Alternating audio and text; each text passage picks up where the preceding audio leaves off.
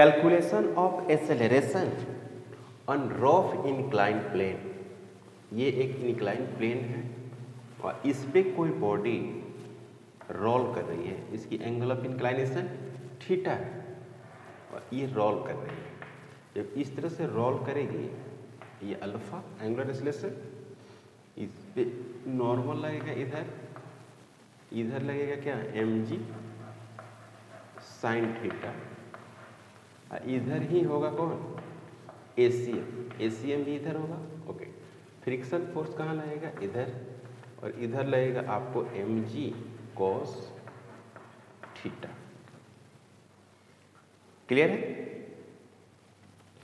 तो friction force को हम लिख सकते हैं, पहले बात लिखेंगे mg sine theta minus friction force is equal to m into A या ACM जो कहिए।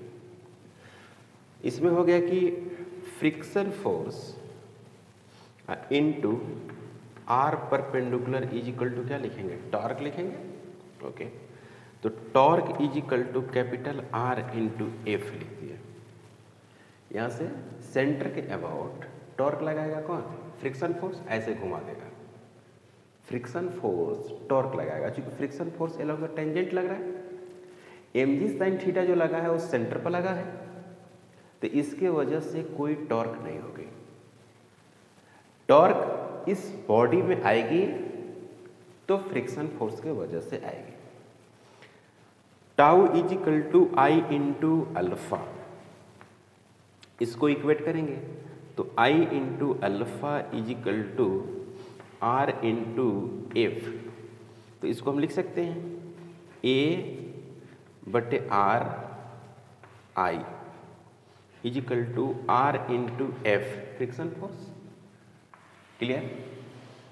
अब यहाँ पर friction force is equal to जो है वो है आई ए डिवाइडेड बटे आर का स्क्वायर। इसको इक्वेशन सेकेंड और इसको इक्वेशन फर्स्ट मानते हैं, और फ्रॉम फर्स्ट एंड सेकेंड से आप एक्सेलरेशन कैलकुलेट कर सकते हैं। तो फ्रॉम फर्स्ट एंड सेकेंड क्या करेंगे आप, mg sine theta minus I A divided बटे कितना आर का square is equal to m into a. mg sine theta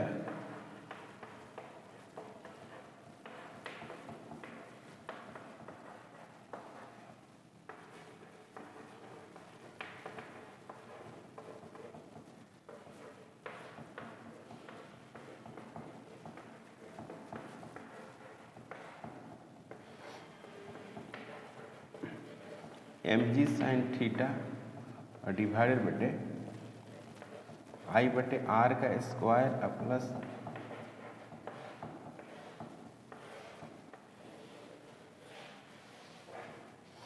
A equal to mg sine theta divided बटे आई बटे आर का square plus m।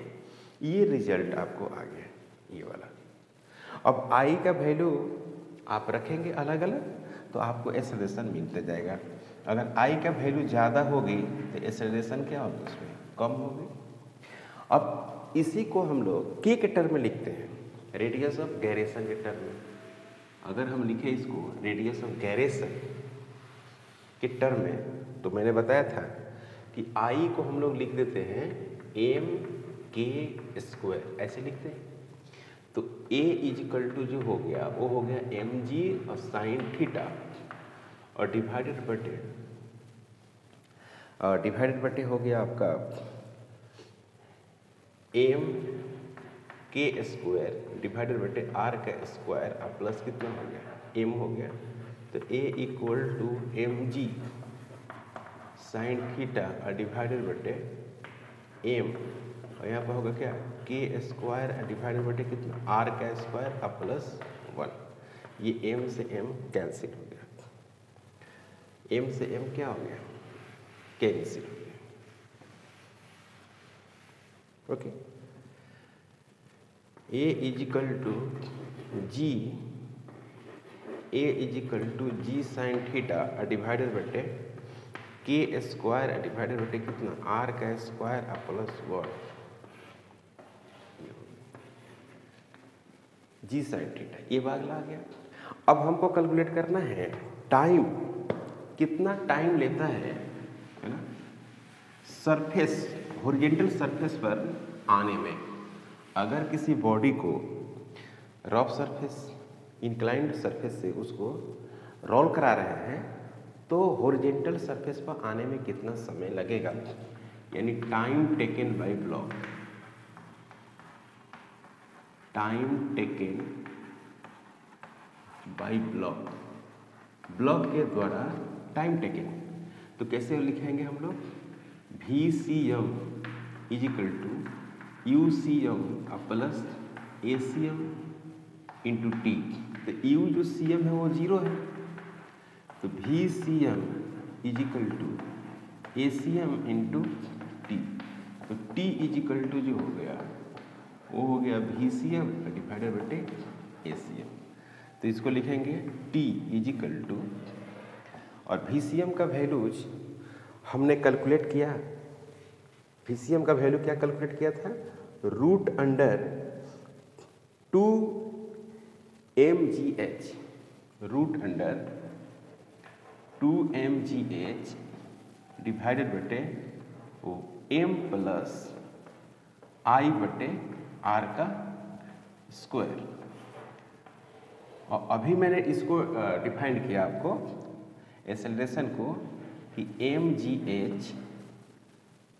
mg sine theta और m plus आई बटे R square, इस तरह से डिफाइन किया। क्लियर है? अब इसको हम चाहते हैं सोल्व करें, तो जब इसको जब हम सोल्व करेंगे तो ऐसे आएगा। ओके, अब वही आई बराबर अगर पुट कर दें एम के स्क्वायर, आई बराबर एम के स्क्वायर, तो टी इज इक्वल टू होगी 2h, यहाँ पर हो गया m, यहाँ पर हो गया m के स्क्वायर बटे आर का स्क्वायर डिवाइडेड बटे mg, और फिर क्या हो गया साइन थीटा। क्लियर? अब यहाँ पे टाइम कैलकुलेट कर दिया हम लोगों ने। इसमें अगर m को कॉमन लेकर काट दें, m यहाँ भी, m यहाँ भी और m यहाँ भी, तो t is equal to 2h 1 plus K square divided बटे आर स्क्वायर और जी साइन थीटा। ये टाइम हो गया। जिसकी मोमेंट ऑफ इनर्शिया ज़्यादा होगी, जिसकी मोमेंट ऑफ इनर्शिया ज़्यादा होगी वो टाइम भी क्या लगेगा, ज़्यादा लगाएगा। अगर हम बात करें फॉर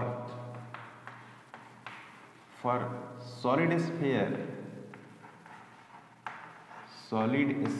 की बात करें, रिंग की बात करें और डिस्क की बात करें और होलो स्फीयर की बात करें,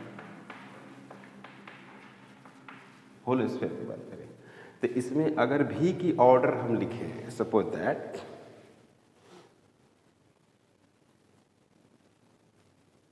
डिस्क है, होलो स्फीयर है, इस तरह से आपको दिया हुआ है, तो सॉलिड स्फीयर का जो मोमेंट ऑफ इनर्शिया होगा वो सबसे कम होता है, 2/5 होता है ना। उसके बाद होता है आपको रिंग का होता है, फिर डिस्क का होता है, इस तरह से अपना दिया हुआ है। तो सबसे जो सबसे कम होता है मोमेंट ऑफ इनर्शिया वो सॉलिड का होता है, फिर डिस्क का होता है 1/2 के टर्म में होता है, फिर होलो स्फीयर का होता है, और सबसे ज़्यादा जो होता है वो किसका होता है, रिंग का होता है। तो उसका स्पीड सबसे क्या होगा, कम होगा, है ना। क्योंकि आपने पढ़ा था कि जो भी होता है, भी ज़्यादा होगा तो मोमेंट ऑफ इनर्शिया क्या होगी, कम होनी चाहिए। उसी तरह से अगर एक्सेलरेशन की बात किया जाए तो ए सॉलिड का होगा, फिर ए डिस्क का होगा, फिर किसका होगा, ए होलो स्फीयर का होगा, फिर ए रिंग का होगा। अगर उसी से टाइम देखा जाए, टाइम को, तो टी सॉलिड स्फीयर उसके बाद क्या होगा, टी डिस्क, फिर टी होल स्फीयर, फिर टी रिंग। टी रिंग होगा, T solid sphere, T disc, उसके बाद क्या है, टी होल स्फीयर है।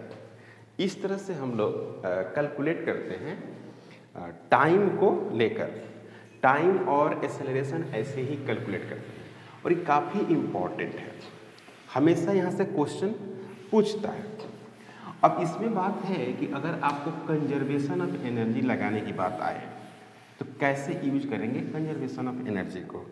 तो कई तरह से क्वेश्चन है, जैसे मान लीजिए कंजर्वेशन ऑफ एनर्जी तो आप समझ ही रहे हैं कि हम लोग यूज करते हैं total energy initial, total energy final, यानी काइनेटिक एनर्जी रहेगा, पोटेंशियल एनर्जी ग्रेविटेशनल भी रह सकता है, पोटेंशियल एनर्जी स्प्रिंग वाला भी रह सकता है, okay, initial.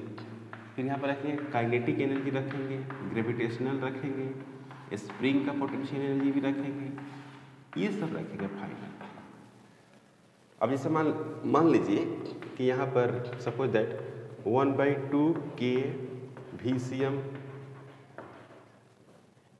m VCM 1/2 I omega square. Potential energy कुछ हो सकता है, मतलब कि mgh1 हो सकता है, 1/2 के x1 का स्क्वायर हो सकता है, ये हो गया इनिशियल। उसी तरह से 1/2 m VCM का square plus 1/2 I into omega का स्क्वायर। उसी तरह से mgh2 हो सकता है, 1/2 k इंटू x2 का स्क्वायर हो सकता है। ये हो गया आपका फाइनल, ये हो गई आपको इनिशियल। इस तरह से कंजर्वेशन ऑफ एनर्जी का इस्तेमाल करेंगे।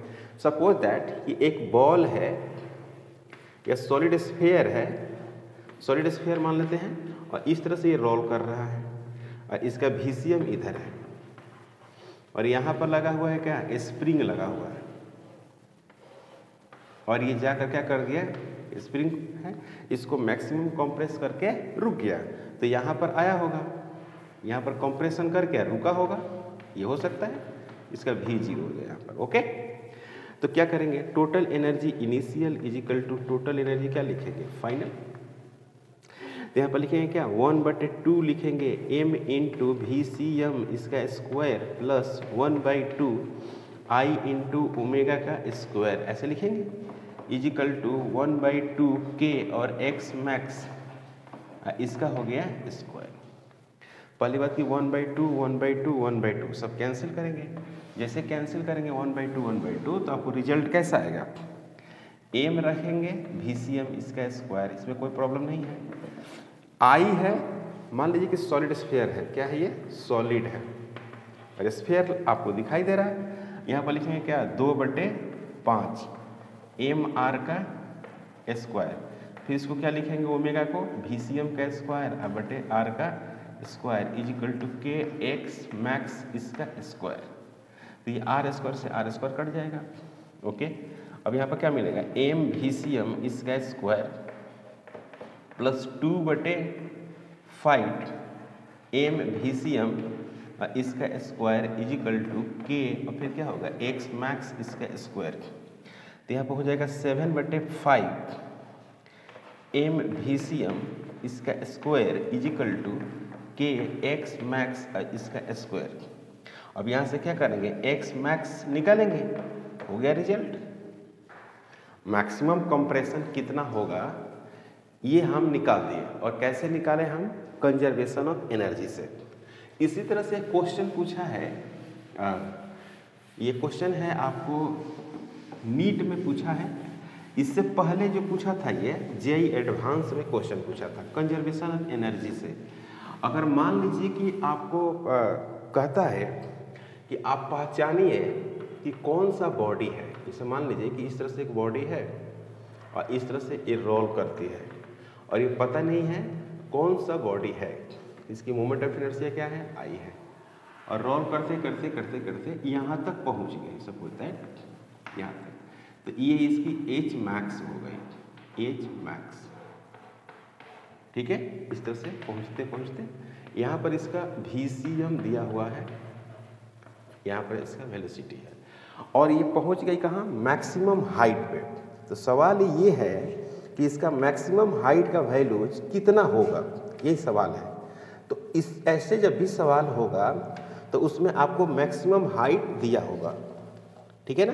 जैसे मान लीजिए कि दिया हुआ है 3v square, 3v square divided by 4g, ये इसका मैक्सिमम हाइट हुआ, और यहाँ पर VCM कितना है, v है। तो इसमें जब भी इस्तेमाल करेंगे हम लोग वो कंजर्वेशन ऑफ एनर्जी से ही सवाल को सोल्व करेंगे। तो ये A हो गया, B हो गया, तो total energy A is equal to total energy B, total energy जो A पे है वो टोटल एनर्जी B पे लिखेंगे, तो यहाँ पर लिखेंगे क्या, 1/2m v का square plus 1/2 I into omega का square is equal to kinetic energy 0 और पोटेंशियल एनर्जी क्या हो जाएगी, mg और h मैक्स हो जाएगी। तो यहाँ पर लिखेंगे क्या, 1/2m v का square plus 1/2 I into omega का square is equal to m और g, और फिर क्या होगा, hm। क्लियर, यहाँ तक कोई डाउट नहीं। तो यहाँ पे हो गया आपको 1/2 m इंटू वी का स्क्वायर प्लस 1/2 इंटू आई, है ना, और यहाँ पर क्या लिखेंगे, यहाँ पर लिखेंगे आप v डिवाइडेड बटे r, इसका square is equal to m लिखेंगे, g लिखेंगे, और एच एम का वैल्यू लिखेंगे 3v स्क्वायर डिवाइडेड बटे 4 और g से g कैंसिल हो गया। क्लियर है।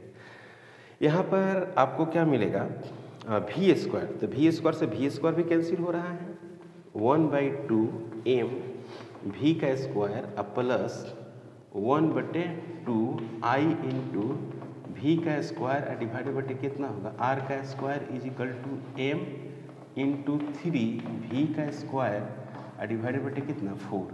तो v स्क्वायर और v स्क्वायर कैंसिल हो गया। इसको इधर लेकर जाएंगे तो आपको मिलेगा I/2r स्क्वायर, इसको सोल्व करेंगे, I/2r square is equal to मिलेगा आपको 3m डिवाइडेड बटे 4 माइनस 3m डिवाइडेड बटे 4 माइनस m/2 ऐसा होगा।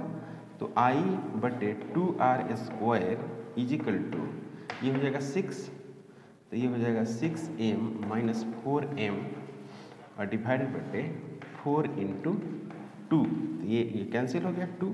तो I इज इक्वल टू हो गया, यहाँ पर हो गया क्या, 2r स्क्वायर, 2mr का स्क्वायर डिवाइडेड बटे कितना, 4। तो I is equal to mr square divided बटे कितना, 2। तो जो बॉडी होगी वो क्या होगी, डिस्क होगी, बॉडी जो होगी वो क्या होगी, डिस्क। तो I is equal to mr square by 2, तो बॉडी क्या आ गई, डिस्क आ गई। क्लियर, यहाँ तक कोई डाउट, ओके। तो अब हम क्या कर रहे हैं यहाँ पर कि एक वैल्यूज निकाल रहे हैं, बहुत इंपॉर्टेंट क्वेश्चन है वो भी, कि म्यू का वैल्यू कितनी होनी चाहिए, वैल्यूज ऑफ म्यू, है ना, वैल्यूज ऑफ म्यू माने coefficient of friction for pure rolling,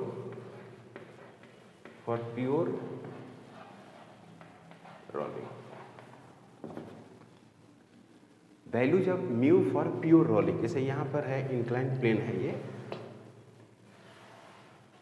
ये थीटा हो गया, ओके, और यहाँ पर म्यू का कितना वैल्यू हो ताकि ये प्योर रोल करे। इधर फ्रिक्शन लग रहा है, इधर फ्रिक्शन लग रहा है, इधर कौन लग रहा है, एक्सेलरेशन है, AC, ये क्या है, अल्फा है।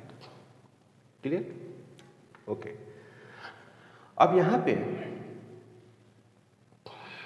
फ्रिक्शन फोर्स जो होता है, फ्रिक्शन फोर्स वो क्या होगा, म्यू इंटू एन होगा।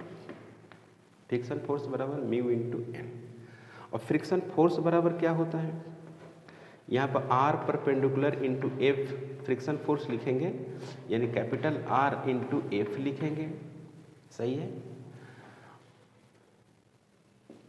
कैपिटल R इंटू ये लिखेंगे और tau is equal to I into क्या लिखेंगे, अल्फा लिखेंगे। इसको क्या लिखेंगे, आई ए बटे लिख देंगे R।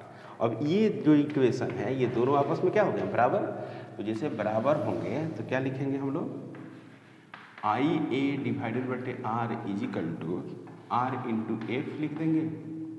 तो आई ए डिवाइडेड बटे R का square is equal to F. इसको सेकेंड, इसको क्या मान लेते हैं, फर्स्ट। यहाँ से निकल जाएगा वैल्यूज म्यू का।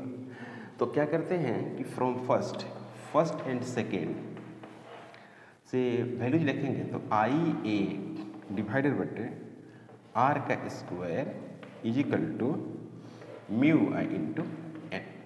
यहाँ पर एन बराबर क्या होगा, एन तो इधर है, ये क्या होगा M G cos theta. N ये हो गया एम जी कॉस थीटा। तो यहाँ पर लिखेंगे आई इज इक्वल टू, यहाँ पर आई है, यहाँ पर लिखेंगे एम जी साइन थीटा। पहले से था क्या आर स्क्वायर, यहाँ पर लिखेंगे क्या एम प्लस आई बटे आर का स्क्वायर, ऐसे लिख सकते हैं। यहाँ पर क्या लिखेंगे, म्यू लिखेंगे एम जी और कॉस थीटा। तो ये mg से ये mg कैंसिल हो गया, mg से mg कैंसिल, तो बच क्या जाएगा, आपको मिलेगा वैल्यूज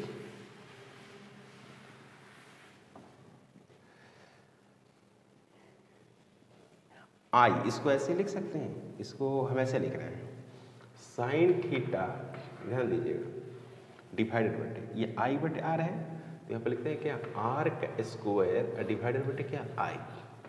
यहाँ पर क्या लिखेंगे एम प्लस आई बटे आर का square is equal to mu, और क्या लिखेंगे कॉस थीटा। इस कॉस थीटा को इधर भेज देते हैं तो क्या हो जाएगा साइन थीटा डिवाइडेड बटे कॉस थीटा इंटू, इसको इसमें मल्टीप्लाई करते हैं तो एम आर स्क्वायर डिवाइडेड बटे आई, अब प्लस इसको इसमें मल्टीप्लाई करेंगे तो पहले से था आई बटे आर स्क्वायर, इसमें इंटर हो जाएगा आर स्क्वायर बटे आई। तो ये कैंसिल। तो यहाँ पर हो गया आपको म्यू का वैल्यू, यहाँ पर क्या हो गया ये म्यू का वैल्यू, ये हो गया क्या, ये हो गया म्यू हो गया। तो यहाँ पर क्या हो गया tan theta is equal to tan theta divided बटे एम आर स्क्वायर डिवाइडेड बटे कितना I plus 1 is equal to mu. ये हो गया म्यू का वैल्यू, याद रखिए काफ़ी इंपॉर्टेंट है। म्यू का इतना वैल्यू होनी चाहिए ताकि बॉडी क्या करेगी, प्योर रोलिंग करने लगेगी। प्योर रोल, अगर बॉडी को प्योर रोलिंग करना है तो म्यू का वैल्यू इतना होना चाहिए। तो अब क्या करते हैं कि फॉर डिस्क के लिए लिखते हैं, अब पूछेगा कि डिस्क के लिए कितना वैल्यू होना चाहिए। तो म्यू का वैल्यू क्या हो गया, म्यू का वैल्यू निकालना है तो पहले आई का वैल्यू निकालते हैं, एम आर स्क्वायर डिवाइडेड बटे 2। अब यहाँ पर क्या करते हैं, यहाँ पर आई का वैल्यू पुट करते हैं तो mu is equal to tan theta is equal to M R square divided by I के बदले क्या लिखेंगे एम आर स्क्वायर डिवाइडेड बटे कितना 2 प्लस 1। तो ये कट जाएगा, इसको यहाँ भेज देंगे तो मिलेगा क्या tan theta is equal to mu equal to tan theta divided बटे 2 plus 1, mu equal to tan theta divided बटे 3। ये वैल्यू हो गई। अब इसमें मान लेते हैं if theta is equal to 45 degree तो mu is equal to tan 45 divided बटे कितना 3, यानी 1 बटे कितना हो गया 3 हो गया। ये हो गया म्यू का वैल्यूज, म्यू इक्वल टू 1 बटे 3, म्यू इक्वल टू 1/3 आ गया।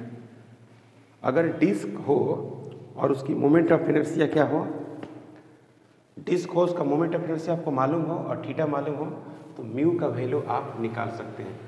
45 डिग्री पर म्यू का वैल्यू 1/3 आ रहा है। म्यू का जो वैल्यू जा रहा है कितना आ रहा है, 1/3 45 डिग्री पर। क्लियर? यहाँ तक कोई डाउट? ओके। अब बात करते हैं क्या, velocity of particle. Velocity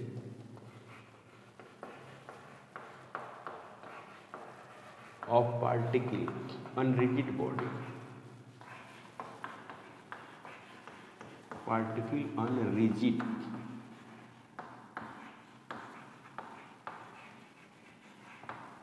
body. Velocity of particle on rigid body. तो इस पे हम निकालेंगे, जैसे मान लीजिए एक रिजिड बॉडी है, इसे इस तरह से और इस तरह से ये रोल कर रही है ना। तो इसका VCM जो है ये है, तो यहाँ पर रोल कर रही है, ऐसे रोल कर रही है। इसका VCM है, तो ये हाईएस्ट पॉइंट है, तो यहाँ पे जो होगा ना 2 VCM होगा, 2 VCM होगा। यहाँ पर क्या होगा, यहाँ पर होगा VCM √2, यहाँ पे होगा। यहाँ पर जो वेलोसिटी होगा एक्चुअली इधर होगा, डायरेक्शन इसका इधर होगा, और इसमें जो होगा यहाँ पर भी वैसा ही होगा, VCM √2, और यहाँ पे जो होगा वो हो गया 0, यहाँ पर 0 होगा वेलोसिटी। तो इसी का अगर हम एक जनरल फार्मूला बना देते हैं, जनरल फार्मूला में ऐसे है कि कोई पार्टिकल है, यहाँ पे पहले थी और वो चली गई कहाँ, यहाँ, और कितना एंगल बनाई, थीटा। ये O है, ये VCM है। तो यहाँ पे जो पार्टिकल है उसकी वेलोसिटी क्या है, ये P पॉइंट है और ये आपका VP। तो जो VP होगा, VP को क्या हो गया 2 VCM cos θ/2। अब समझने के लिए देखिए, यहाँ पर इस पार्टिकल को लेके जाएगा, थीटा 0 हो जाएगा। जब थीटा 0 होगा तो cos 0 का वैल्यू 1 होता है, तो 2 VCM हो गया। अगर यहाँ पर लेकर आते हैं तो थीटा कितना हो जाएगा, 180 हो जाएगा। तो थीटा यहाँ पर 180 रखेंगे तो 2 से डिवाइड देंगे तो cos 90 हो जाएगा। cos 90 का वैल्यू 0 होता है, तो यहाँ पर 0 हो जाएगा। किसी भी पॉइंट पर इस तरह से आप VCM निकाल सकते हैं। अब जैसे मैं कहूँ कि इसका अगर ऑर्डर हम बात करें, वेलोसिटी को बहुत बार पूछा है, आसान सवाल पूछता है, इससे कठिन नहीं पूछता है। तो अगर मैं बात करूं कि ऐसा है, ये VCM है, ये है आपका VCM, एक यहाँ पर पार्टिकल है ना। ये तो VCM होगा सिंपल, मतलब कि ये हो गया आपको 1, ये हो गया आपका 2, है ना, और यहाँ पर हो गया 3, यहाँ पर हो गया आपका 4, इस तरह से है, और यहाँ पर हो गया 5, और इस तरह से ये बॉडी क्या कर रही है, रोल कर रही है, इधर जा रही है, रोल करते हो। तो इसमें आपको चाहिए क्या, इसका ऑर्डर होना चाहिए। यहाँ पर भी ले सकते हैं, है ना, यहाँ पर भी ले सकते हैं वेलोसिटी ऐसे इधर। तो इधर जो वेलोसिटी होगा क्या होगी, यहाँ पर अगर मान लीजिए कि हम 6 की बात करते हैं, तो V जो 6 होगा कितना होना चाहिए, एक तो VCM इधर होगा ही, सेंटर ऑफ मास का वेलोसिटी VCM, और एक जो होगा वो क्या होगा, R × ओमेगा। तो यहाँ पर हो गया मान लीजिए R/2 × ओमेगा, तो ये हो गया आपको R × ओमेगा, VCM होता है, तो यहाँ पर हो गया R मैंने VCM/2, तो ये आ गया आपको 3/2 VCM, मतलब कितना आ गया 1.5 VCM। ई वाला कितना होता है, यहाँ पर 3 वाला कितना होता है, 3 वाला जो होता है वो √2 VCM होता है। तो ये कितना हो गया 1.414 VCM हो गया, है ना। तो तो ऑर्डर के हिसाब से अगर देखा जाए तो सबसे ज़्यादा किसका होगा? 2 का। उसके बाद किसका होगा? उसके बाद तो इसका VCM है, ओके। उसके बाद 1.5 मतलब कि 6 का होगा। उसके बाद किसका होगा? 3 का होगा। और 3 किसके बराबर होगा? 4 का। उसके बाद जो होगा वो होगा VCM मतलब कि 1 का। फिर किसका होगा? 5 का। 5 का तो 0 होगा। ये हो गया ऑर्डर, है कि नहीं? वेलोसिटी का ये ऑर्डर मिल गया। तो इस तरह से हम वेलोसिटी के ऑर्डर कैलकुलेट करते हैं, ओके। तो रोटेशनल काफ़ी इम्पॉर्टेंट है, इस बात को समझेंगे कि रोटेशनल जो है चैप्टर वो बहुत इम्पॉर्टेंट है और इसको बहुत अच्छे ढंग से आप सोल्व करेंगे, ओके। नेक्स्ट हम लोग जो वीडियो बनाएंगे वो है ग्रेविटेशन का। अगर आप हमारे चैनल पर नए हैं प्लीज़ सब्सक्राइब करें, शेयर करें। Thank you.